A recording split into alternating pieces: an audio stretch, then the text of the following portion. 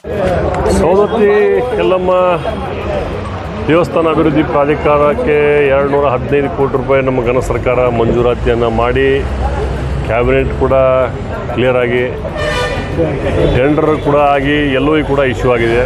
ಈಗ ಮಾನ್ಯ ಮುಖ್ಯಮಂತ್ರಿಗಳನ್ನು ಒಂದು ಡೇಟನ್ನು ಕೇಳಿ ಉಪಮುಖ್ಯಮಂತ್ರಿಗಳು, ನಮ್ಮ ಜಿಲ್ಲಾ ಮಂತ್ರಿಗಳು ಇವರೆಲ್ಲ ಡೇಟನ್ನು ತಗೊಂಡು ನಾವು ಒಂದು ದೊಡ್ಡ ಶಂಕುಸ್ಥಾಪನೆಯನ್ನು ಮಾಡುವಂಥ ಕೆಲಸಕ್ಕೆ ಇವತ್ತು ಮೀಟಿಂಗ್ ಮಾಡಿದ್ವಿ ನಾವು DC ಅವರೆಲ್ಲ ಸೇರಿ. ಅದಕ್ಕೆ ಈಗ ನಾನು ಶನಿವಾರ ಅಥವಾ ಸೋಮವಾರ ಅಥವಾ ಮಂಗಳವಾರ ಬೆಂಗಳೂರಿಗೆ ಮನೆ ಮುಖ್ಯಮಂತ್ರಿಗಳ ಡೇಟ್ ತೊಗೊಂಡು ಅದನ್ನು ಡೇಟ್ ತೊಗೊಂಡು ಪೂಜೆ ಮಾಡಿ ಕಾಮಗಾರಿಯನ್ನು ಸ್ಟಾರ್ಟ್ ಮಾಡ್ತೇವೆ. ಮಾಸ್ಟರ್ ಪ್ಲ್ಯಾನ್ ಕೂಡ ರೆಡಿ ಆಗ್ತಾಯಿದೆ.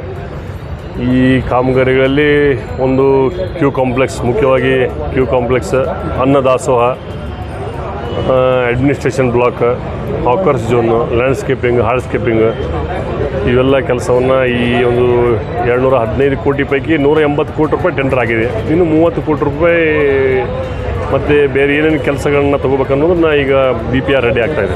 ಅಂದರೆ ಜೂನ್ ತಿಂಗಳಲ್ಲಿ CM ಸಿದ್ದರಾಮಯ್ಯ ಅವರು ಬಂದು ಚಾಲನೆ ಕೊಡ್ತಾರಂತ ಅಂದರೆ ಜೂನ್ ತಿಂಗಳಲ್ಲೇ CM ಅವರೇ ಬಂದು ಮಾಡ್ತಾರಂತ ಅಲ್ಲ. ಈಗ ಅದು ಬಜೆಟಲ್ಲಿ ಅಲೋಕೇಶನ್ ಮಾಡಿದ್ದು CM ಇರ್ತಾರಲ್ಲ ಅವ್ರಿಗೆ ನಾವು ಮತ್ತೆ ಡೇಟ್ ಕೇಳಿ ಅವ್ರು ಪ್ರೂವ್ ಮಾಡಬೇಕಾಗ್ತದೆ. ಪ್ರೋಟೋಕಾಲ್ ಮಾಡಬೇಕಾಗ್ತದೆ. ಎಲ್ಲ ಮಸೂದೆ ಈ ದುಡ್ಡಲ್ಲಿ ಅಂಗಡಿ ಇದ್ವಲ್ಲ ಸರ್, ಈಗ ಅವ್ರಿಗೆ ಪ್ರತ್ಯೇಕವಾಗಿ ಇದನ್ನು ಮಾಡ್ತಾರೋ ಅಥವಾ ಅವ್ರಿಗೆ ಏನು ಅಂಗಡಿ ಕಾಂಪ್ಲೆಕ್ಸ್ಗಳನ್ನ ನಾವು ಹರಾಜು ಮಾಡಿ ಅವ್ರಿಗೆ ಕೊಟ್ಟಿದ್ದೀವಿ. ಮತ್ತು ಈಗ ಒಂದು ಹಳೆಯ ಕಾಂಪ್ಲೆಕ್ಸನ್ನ ನಾವು ತೆರವು ಮಾಡಬೇಕಾಗ್ತದೆ. ಅದನ್ನು ಈಗ ಆಲ್ರೆಡಿ ನಾವು 1 ವರ್ಷದ ಮುಂಚೆನೇ ಅವ್ರಿಗೆ ನಾವು ಬಾಡಿಗೆಯನ್ನು ಕಟ್ಸ್ಕೊಂಡಿಲ್ಲ. ಮೊದಲೇ ನಾವು ಅವ್ರಿಗೆ ಊರಲ್ಲಾಗಿ ಹೇಳಿ ಮುಂದಿನ ವರ್ಷ ಡೆವಲಪ್ಮೆಂಟ್ ಸ್ಟಾರ್ಟ್ ಆದರೆ ತಾವು ಈ ತೆರವುಗೊಳಿಸ್ಬೇಕಾಗ್ತದೆ, ತಾವೆಲ್ಲ ಜಾಗ ಬಿಡಬೇಕಾಗ್ತದೆ ಅಂತ ಹೇಳಿ ಅವ್ರಿಗೆ ಪರ್ಯಾಯ ವ್ಯವಸ್ಥೆ ಮಾಡಿಕೊಡ್ತೀವಿ. ಬೇರೆ ಕಡೆ ಅಲ್ಲಿ ಎಲ್ಲ ಅಂಗಡಿ ಇಟ್ಕೊಂಡು ಮಾರಾಟಕ್ಕೆ ವ್ಯವಸ್ಥೆ ಮಾಡಿಕೊಡುವಂಥ ವ್ಯವಸ್ಥೆ ಮಾಡ್ತೀವಿ.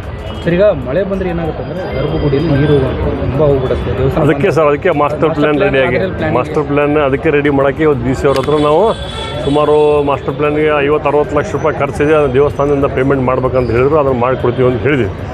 ಅದು ಪೇಮೆಂಟ್ ಮಾಡಿದ ತಕ್ಷಣ ಮಾಸ್ಟರ್ ಪ್ಲ್ಯಾನ್ ರಿಲೀಸ್ ಆಗುತ್ತೆ. ಅದರ ಪ್ರಕಾರ ಮಾಸ್ಟರ್ ಪ್ಲ್ಯಾನ್ ಪ್ರಕಾರ ಕೆಲಸ ಪ್ರಾರಂಭ ಆಗುತ್ತೆ. ಅದು ಪ್ರತಿ ವರ್ಷ ಮಳೆ ಬಂದಾಗ ಸ್ವಲ್ಪ ಸುತ್ತು ಗುಡ್ಡ ಇರೋದ್ರಿಂದ ಆ ಜಾಗದಲ್ಲೇ ನೀರು ಹರಿದು ಹೋಗ್ಬೇಕಲ್ಲ, ಅಲ್ಲಿ ಸ್ವಲ್ಪ ದೇವಸ್ಥಾನ ಕಡೆ ಎಲ್ಲ ನೀರು ಬಂದು ಹೋಗ್ತದೆ. ಅದು ಸ್ವಾಭಾವಿಕ ಪ್ರತಿ ವರ್ಷ. ಈ ಮುಂದಿನ ವರ್ಷ ಸ್ವಲ್ಪ ಅದನ್ನು ಕಂಟ್ರೋಲ್ ತರುವಂಥ ವ್ಯವಸ್ಥೆ ಮಾಡ್ತೀವಿ.